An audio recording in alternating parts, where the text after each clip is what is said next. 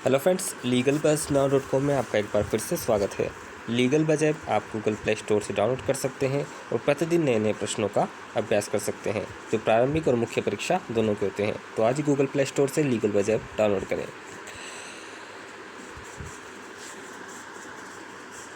Friends, आज हम फिर से कुछ नया सीखेंगे। तो आज हम बात करेंगे इंडियन एविडेंस एक्ट 1872 से, यानी इसमें आज हमें मुख्य परीक्षा, प्रति परीक्षा, पुनः परीक्षा किसे कहते हैं और उसके क्रम और विषयों के विभिन्न नियम क्या हैं। यानी जो मुख्य परीक्षा क्या होती है, प्रति परीक्षा क्या होती है, पुनः परीक्षा क्या होती है और इसके क्रम क्या होते हैं कि यानी पहले क्या मुख्य परीक्षा होती है या प्रति परीक्षा होती है या पुनः परीक्षा होती है, तो इसका क्रम क्या होता है और इसके नियम क्या हैं। तो इन सभी को हम इंडियन एविडेंस एक्ट के 1872 के अकॉर्डिंग आज जानेंगे। तो फ्रेंड्स, आप गूगल प्ले स्टोर से लीगल बज़ ऐप डाउनलोड कर सकते हैं और ऐसी नई नॉलेज प्रतिदिन ले सकते हैं और अपनी न्यायिक सेवा के तरीके को बेहतर बना सकते हैं। तो आज ही गूगल प्ले स्टोर से आप जो है लीगल बज़ ऐप डाउनलोड करें। तो फ्रेंड्स, आइए जानते हैं सेक्शन 137।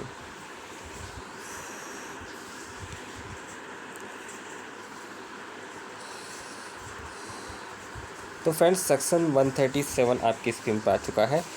सेक्शन 137 है गवाहों की परीक्षा, यानी जो इंडियन एविडेंस एक्ट 1872 है उसका सेक्शन 137 जो है गवाहों की परीक्षा के बारे में बात करता है।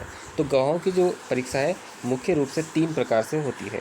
पहली है मुख्य परीक्षा, दूसरी है प्रति परीक्षा, तीसरी है पुनः परीक्षा। याद रखें, गवाहों की परीक्षा 3 प्रकार से की जाती है सेक्शन 137 के अकॉर्डिंग: मुख्य परीक्षा, प्रति परीक्षा और पुनः परीक्षा। आइए जानते हैं मुख्य परीक्षा क्या है।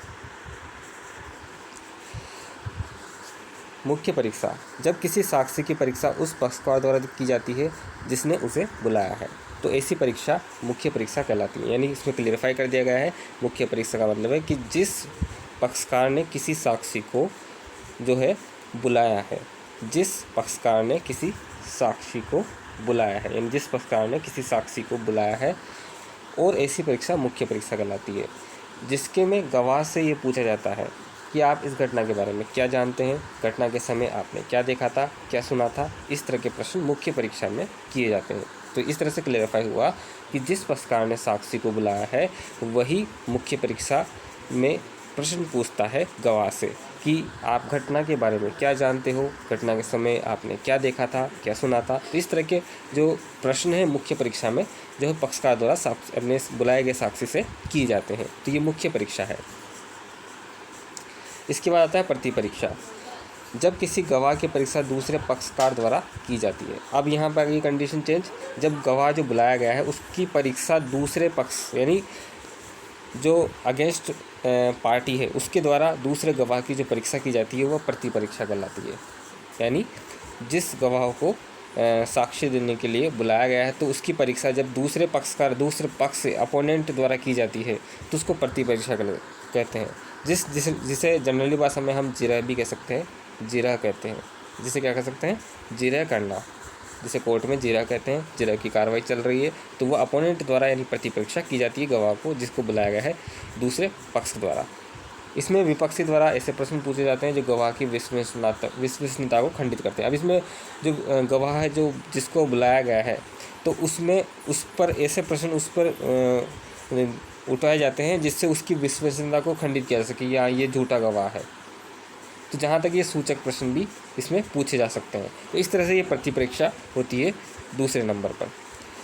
इस तरह से तीसरी आती है पुनः परीक्षा, जब किसी गवाह का दोबारा गवाही के लिए बुलाया जाता है तो वह पुनः परीक्षा कहलाती है। अब यहाँ की कंडीशन, जब कोई गवाह है उसको दोबारा बुलाया जाता है तो वह पुनः परीक्षा कहलाती है। और पुनः परीक्षा में मुख्य परीक्षा और प्रति परीक्षा दोनों के प्रश्न पूछे जा सकते हैं। पुनः परीक्षा किसी बात के स्पष्टीकरण के लिए होती है, यानी जो पुनः परीक्षा का जो उद्देश्य क्या होता है कि इसमें गवाह को बुलाया जाता है पुनः वापस से, लेकिन इसका उद्देश्य होता है पुनः परीक्षा में किसी बात का स्पष्टीकरण के लिए। यानी कोई बात है जो डाउटफुल है तो उसको वापस से क्लेरिफाई करने के लिए किसी गवाह को वापस से न्यायालय के समक्ष बुलाया जाता है और उसकी पुनः परीक्षा की जाती है और इससे किसी बात का स्पष्टीकरण किया जा सके। तो इस तरह से ये मुख्य परीक्षा, प्रति परीक्षा और पुनः परीक्षा की जाती है। तो इस तरह से सेक्शन हमें 137 में 3 प्रकार बताए गए हैं मुख्य परीक्षा, प्रति परीक्षा और पुनः परीक्षा के। अब आता है सेक्शन 138। सेक्शन 138 परीक्षाओं का क्रम, यानी अब जो ये मुख्य परीक्षा है, प्रति परीक्षा है या पुनः परीक्षा है, सेक्शन 137 इंडियन एविडेंस एक्ट 1872 में, तो इनका क्रम क्या होगा। तो इस धारा के अंतर्गत मुख्य परीक्षा, प्रति परीक्षा और पुनः परीक्षा का जो क्रम होगा, सबसे पहले मुख्य परीक्षा होती है, यानी नंबर 1 पर मुख्य परीक्षा होती है। इसके बाद दूसरी बार प्रति परीक्षा जो दूसरे पक्षकार द्वारा, अपोनेंट द्वारा की जाती है, और अंतिम में पुनः परीक्षा होती है। अगर कोई किसी बात पर स्पष्टीकरण है किया जाना है तो पुनः जो है गवाह को बुलाया जाता है। तो इस तरह से पहले नंबर पर मुख्य परीक्षा हो जाती है, दूसरे नंबर पर प्रति परीक्षा होती है, उसके बाद फिर पुनः परीक्षा होती है। तो ये परीक्षाओं का क्रम होता है सेक्शन 138 के अकॉर्डिंग, और ये तीनों परीक्षाएं ही जो है परीक्षा के अंतर्गत आती है।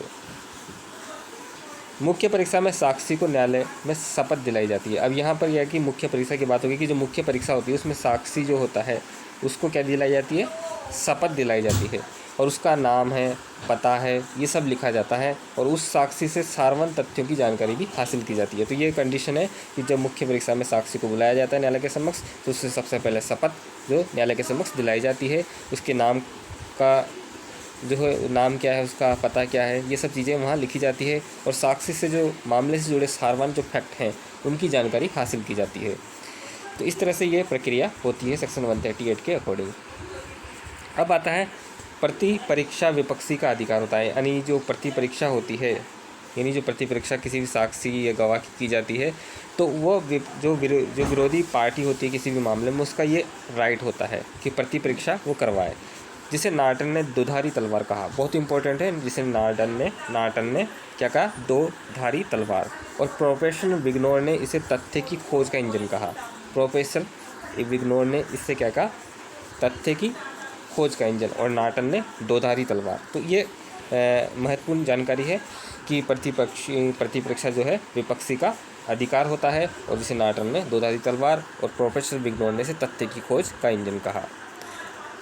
आगे की ओर देखें तो प्रति परीक्षा न करने का अपवाद, यानी अगर प्रति परीक्षा न की जाए तो उसका क्या अपवाद होता है, अर्थात निम्न परिस्थितियों में प्रति परीक्षा कराना अनिवार्य नहीं है, यानी या तो मतलब ऐसी कौन सी कंडीशन है जिसमें प्रति परीक्षा नहीं की जाएगी, तो जब साक्षी को पहले ही इसकी सूचना मिल चुकी हो, दूसरा जब कहानी झूठी हो पूरी तरह से, तीसरा जब नम्रता दर्शाया गया हो, और चौथा जब अधिवक्ता समय बचाना चाह रहा हो। तो ऐसी कंडीशन होती है जब प्रति परीक्षा साक्षी की नहीं करवाई जाएगी। तो ये कंडीशनें क्लियर कर दी गई है सेक्शन 138 के अकॉर्डिंग कि कब कंडीशन होगी जिनमें प्रति परीक्षा नहीं करवाई जाएगी। तो इस तरह से आज हमने कुछ नया सीखा, फिर से आगे हम फिर कुछ नया सीखेंगे। तो फ्रेंड्स इसी तरह से आप बने रहें और लीगल बज ऐप जरूर डाउनलोड करें, वहाँ आप अपनी न्यायिक सेवाओं की तैयारी को बहुत अच्छा बेहतर बना सकते हैं, प्रतिदिन अभ्यास कर सकते हैं, प्रारंभिक और मुख्य परीक्षा के प्रश्न होते हैं और कई जानकारियाँ आप वहाँ से ले सकते हैं। तो आज के लिए इतना ही, थैंक यू वेरी मच।